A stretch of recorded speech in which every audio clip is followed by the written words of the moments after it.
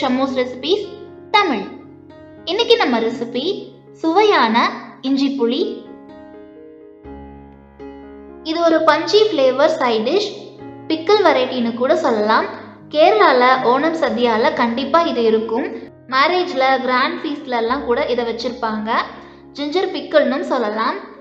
இதை சாப்பிட்டவங்களுக்கு மட்டும்தான் தெரியும். நிஜமாவே சொல்றேன், இது நினைச்சாலே நாக்கு ஊறும் ஃப்ரெண்ட்ஸ். இது எல்லா வெரைட்டி ரைஸ்க்குமே வச்சு சாப்பிடலாம். இட்லி, தோசை, சப்பாத்தின்னு எல்லாத்துக்குமே சைட் டிஷ்ஷாகவும் எடுத்துக்கலாம். ரொம்ப டேஸ்டியாக இருக்கும். வெறும் சூடான சாதத்தில் இதை மிக்ஸ் பண்ணி சாப்பிட்டா கூட அவ்வளோ டேஸ்டாக இருக்கும். இஞ்சியும் புளியும் சேர்ந்து செம்ம பஞ்சு. டேஸ்ட்டுக்காக மட்டும் இல்லை ஃப்ரெண்ட்ஸ், இதில் இஞ்சி சேர்த்துருக்கிறதுனால ஹெல்த்துக்கும் ரொம்ப நல்லது. ஸோ மிஸ் பண்ணாமல் ட்ரை பண்ணி பாருங்கள். நீங்கள் நம்ம சேனல் இன்னும் சப்ஸ்கிரைப் பண்ணலன்னா சப்ஸ்கிரைப் பண்ணிக்கோங்க. கூடவே பெல் ஐக்கான் ப்ரெஸ் பண்ணி ஆல் கொடுங்க. இந்த வீடியோ உங்களுக்கு பிடிச்சிருந்தா ஒரு லைக் கொடுங்க. நீங்கள் கொடுக்குற ஒவ்வொரு லைக்ஸும் கமெண்ட்ஸும் எங்களுக்கு இன்னுமே மோட்டிவேட்டடாக இருக்கும். இப்போ வாங்க ரெசிபி செய்ய ஸ்டார்ட் பண்ணிடலாம். இதுக்கு நல்ல திரண்ட இஞ்சியாக எடுத்துக்கோங்க. இன்னைக்கு நான் 200 கிராம் இஞ்சி எடுத்திருக்கேன். இதை வாஷ் பண்ணிட்டு தோலை ரிமூவ் பண்ணி எடுத்துக்கலாம். இந்த மாதிரி தோலை ரிமூவ் பண்ணிட்டு சின்ன சின்ன பீசஸாக கட் பண்ணிக்கோங்க. பெருசு பெருசாக கட் பண்ணோம்னா சாப்பிட்றதுக்கு அவ்வளோவா நல்லா இருக்காது. ஸோ முடிஞ்ச அளவுக்கு பொடியாக கட் பண்ணி எடுத்துக்கோங்க. அடுத்ததா 100 கிராம் புளியை ஊற வச்சிருக்கேன். ஒரு பெரிய எலுமிச்சம்பழம் சைஸ் எடுத்தீங்கன்னா கரெக்டாக இருக்கும். புளி பழம் புளியை யூஸ் பண்ணிக்கோங்க. பழம் புளினா பழைய புளி தான். சில பேர் புது புளியாக யூஸ் பண்ணுவாங்க. புது புளி உடம்புக்கு அவ்வளோ நல்லதில்லை. பழைய புளி தான் டேஸ்டாக இருக்கும். 200 கிராம் இஞ்சினா 100 கிராம் புளி எடுத்துக்கோங்க. புளியை சுடுதண்ணியில் ஊற வச்சோம்னா சீக்கிரமாக ஊறி வந்துடும். நல்லா ஊறினதுக்கு அப்புறமா இந்த மாதிரி கரைச்சி ஃபில்டர் பண்ணி எடுத்துக்கலாம். அளவா தண்ணி ஊற்றி இந்த மாதிரி கொஞ்சம் திக்காக கரைச்சிட்டிங்கன்னா சீக்கிரமாக குக் பண்ணிடலாம். ரொம்ப தண்ணியாக இருந்தால் சுண்டி வர நிறைய டைம் எடுத்துக்கும். இதுக்கு 100 ml அளவுக்கு நல்லெண்ணெய் எடுத்துக்கோங்க. இந்த ரெசிபி நல்லெண்ணெயில் செஞ்சாதான் டேஸ்டும் வாசனையும் நல்லா இருக்கும். இப்போ ஸ்டவ் ஆன் பண்ணி ஒரு அடிகனமான பாத்திரம் வச்சுக்கோங்க. அதில் 100 ml நல்லெண்ணெய் சேர்த்துக்கலாம். எண்ணெய் சூடானதும் 1 டீஸ்பூன் கடுகு சேர்த்து பொரிய விடுங்க.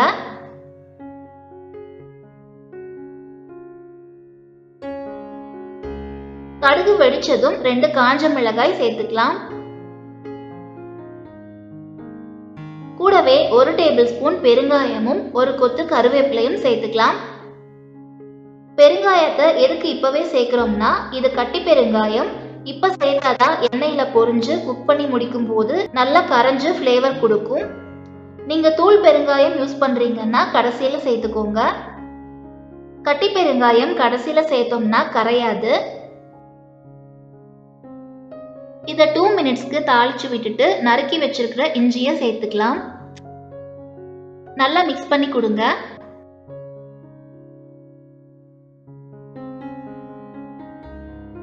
இதுல 1 டீஸ்பூன் மஞ்சள் தூள், 1 டீஸ்பூன் மிளகாய் தூள் சேர்த்து கலந்து விடுங்க. இஞ்சி நல்லெண்ணெயிலேயே நல்லா வெந்து வரணும். இஞ்சியை பொடியா கட் பண்ணி சேர்த்துக்கிட்டோம்னா சீக்கிரமா வெந்துடும்.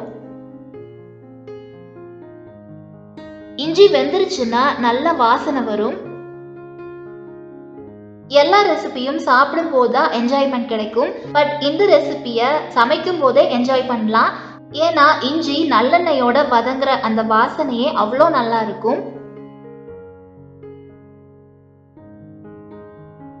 இஞ்சியில் இருக்கிற தண்ணி எல்லாம் எவாப்ரேட் ஆகி நல்லா குக் ஆகி வரணும்.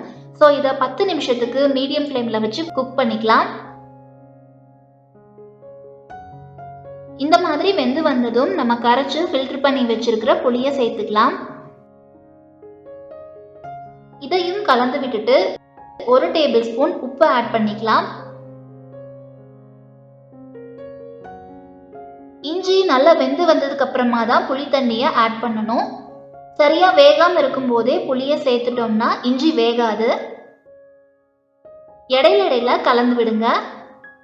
ஒரு 20 நிமிஷத்துக்கு இது குக் ஆகணும்.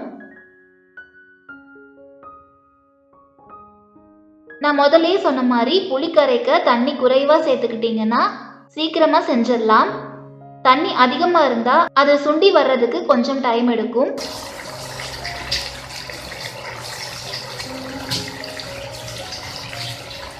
இப்ப பாருங்க, நல்லா தளதளன்னு கொதிக்கிற சவுண்டு கேக்குது. தண்ணி எல்லாம் சுண்டிருச்சுன்னா இந்த சவுண்டு குறைஞ்சிரும். தண்ணி சுண்டி நல்லா ஊறுகாய் பதத்துக்கு வரணும். அது வரைக்கும் இதை குக் பண்ணிக்கலாம். இப்ப பாருங்க, இன்னும் தண்ணியா தான் இருக்கு. இந்த மாதிரி இருக்கும் போதே எடுத்துட்டோம்னா சீக்கிரமா கெட்டு போயிடும். ரொம்ப நாளைக்கு ஸ்டோர் பண்ண முடியாது. தண்ணி குறைய ஸ்டார்ட் ஆயிருச்சுன்னா கிளறி விட்டுட்டே இருங்க, இல்லைன்னா அடி பிடிச்சிரும்.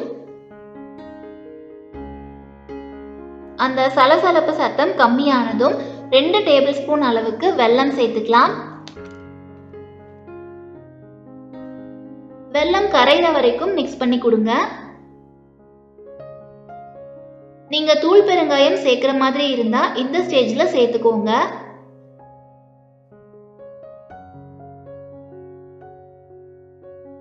சில பேர் இதுல வெந்தயம் கூட சேர்த்து செய்வாங்க. நான் இன்னைக்கு வெந்தயம் சேர்க்காம தான் செய்யறேன். இப்ப நல்லா எண்ணெய் பிரிஞ்சு ஊறுகாய் மாதிரி வந்திருக்கு பாருங்க. இந்த மாதிரி வந்ததும் ஸ்டவ் ஆஃப் பண்ணிடலாம். இப்ப நமக்கு சும்மா சுல்லுன்னு இஞ்சி புளி ரெடி ஆயிருச்சு. உப்பு, காரம், புளிப்பு, இனிப்புன்னு 4 சுவையும் இதுல இருக்கு. உங்க டேஸ்ட் பட்ஸ்க்கு கண்டிப்பா செம்ம ட்ரீட்டா இருக்கும். எதுவுமே சாப்பிட பிடிக்காம இருக்கிற நேரத்துல கூட இந்த இஞ்சி புளி பிடிக்கும். சாப்பிட்டது டைஜஸ்ட் ஆகாம இருந்துச்சுன்னா இதுல 1 ஸ்பூன் எடுத்து சும்மாவே சாப்பிடலாம். சீக்கிரமா ஜீரணம் ஆயிரும். இதை வெளியில வச்சோம்னா 10 நாள் வரைக்கும் நல்லா இருக்கும். ஒரு ஏர்டைட்டான பாக்ஸ்ல ஸ்டோர் பண்ணி ஃப்ரிட்ஜில் வச்சுட்டோம்னா 1 மாசம் வரைக்கும் கெட்டு போகாது. ஆனா இதை ஸ்டோர் பண்றதுக்கு எடுத்திருக்கிற பாட்டிலும் நம்ம யூஸ் பண்ற ஸ்பூனும் ஈரம் இல்லாம இருக்கணும். ஈரம் பட்டாலும் கெட்டு போயிடும். இந்த மாதிரி எண்ணெய் மேல வரைக்கும் மிதங்கிட்டு இருந்தாதான் ரொம்ப நாளைக்கு கெட்டு போகாம இருக்கும். டேங்கியா, ஸ்வீட்டா, ஸ்பைசியா ஒரு ஃப்ளேவர்ஃபுல்லான ரெசிபி. இந்த டேஸ்டியான இஞ்சி புளி ரெசிபியை நீங்களும் ட்ரை பண்ணி பாருங்க. ரெசிபி எப்படி இருந்துச்சுன்னு மறக்காம கமெண்ட்ஸ்ல சொல்லுங்க. இந்த வீடியோ உங்களுக்கு பிடிச்சிருந்தா ஒரு லைக் கொடுங்க. சப்ஸ்கிரைப் பண்ணி சப்போர்ட் பண்ணுங்க. Thank you all.